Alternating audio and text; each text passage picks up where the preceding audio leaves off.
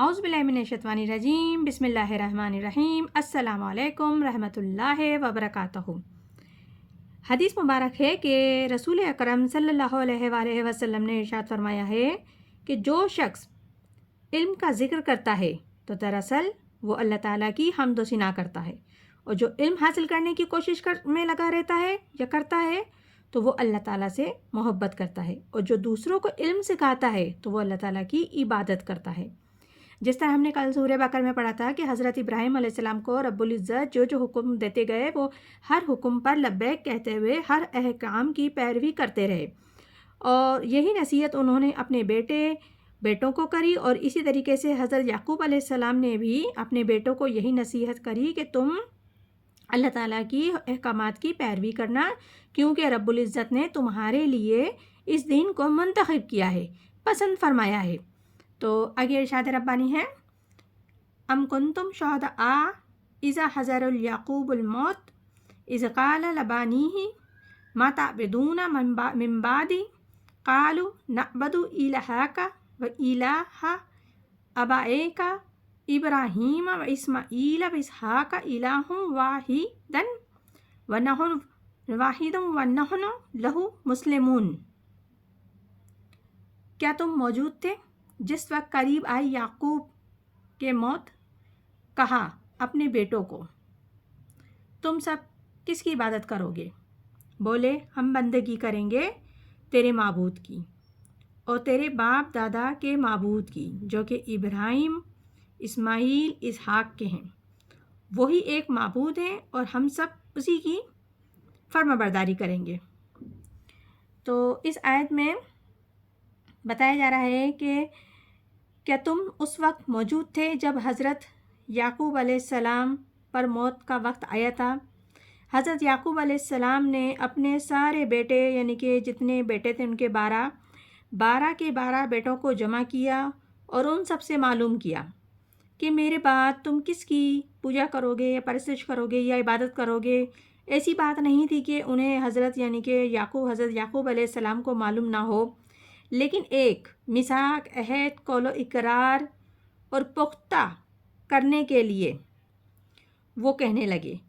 تو ان کے سب بیٹوں نے کہا کہ ہم عبادت کریں گے، بندگی کریں گے آپ کے معبود کی اور آپ کے آقا کی، یعنی کہ ابراہیم علیہ السلام، اسماعیل علیہ السلام، اسحاق علیہ السلام کے جو معبود ہیں انہی کی ہم عبادت کریں گے، اور یہ کوئی مختلف معبود نہیں ہیں، وہ سب ایک ہی راہ کے معبود ہیں، اور ہم سب اسی کے لیے اس کے سامنے سر جھکاتے ہیں اور انہی کی فرما برداری کا اقرار کرتے ہیں۔ آگے ارشاد ربانی ہے، تلک امۃ قد خلت لہا ما کسبت ولکم ما کسبتم ولا تسألون عما کان یعملون۔ ایک جماعت تھی جو گزر چکی، ان کے واسطے جو انہوں نے کیا، اور تمہارے واسطے ہے جو تم نے کیا، تم سے پوچھے گا نہیں ان کے کاموں کی۔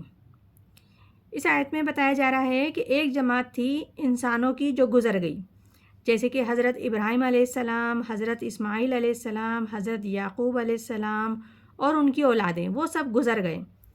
ان کے لیے جو انہوں نے کیا اور تمہارے لیے ہوگا جو تم کماؤ گے۔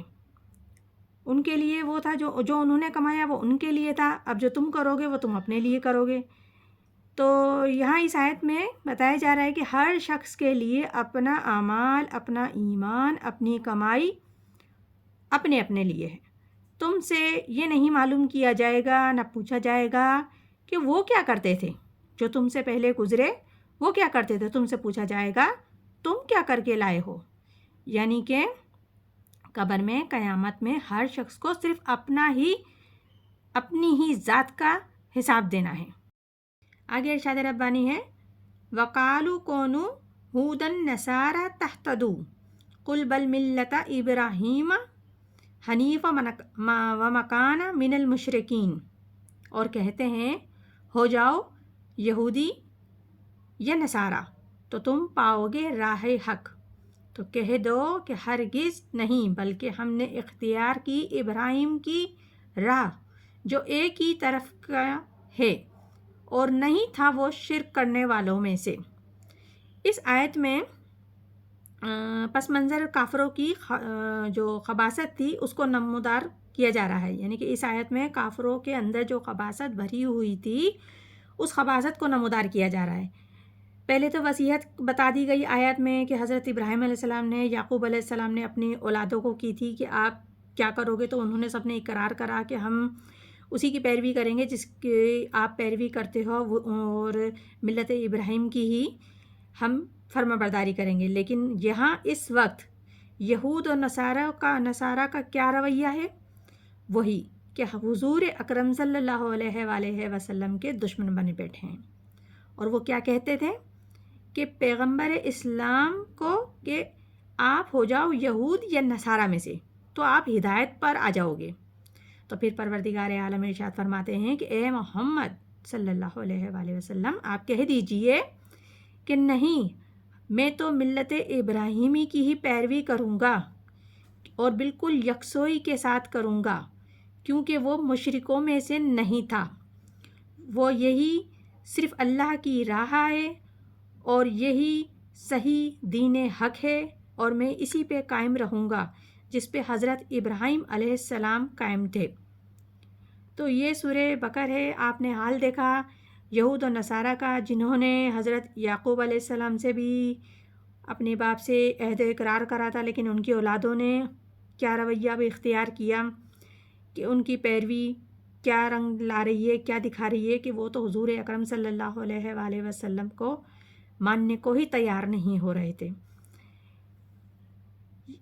یہ سورہ بقرہ ہے جس کا بھی ہم نے تفسیر سے ترجمہ اور خلاصہ بیان کیا ہے۔ انشاءاللہ تعالی مزید بھی آگے کرتے رہیں گے۔ پروردگار عالم ہم سب کو صحیح طریقے سے قرآن پاک سمجھنے اور عمل کرنے کی اور سبق لینے کی کوشش ہے، وہ عطا کرے کہ ہر انسان اس سے سمجھنے کی کوشش کرے کہ رب العزت کیا فرما رہے ہیں اور کیا سمجھا رہے ہیں۔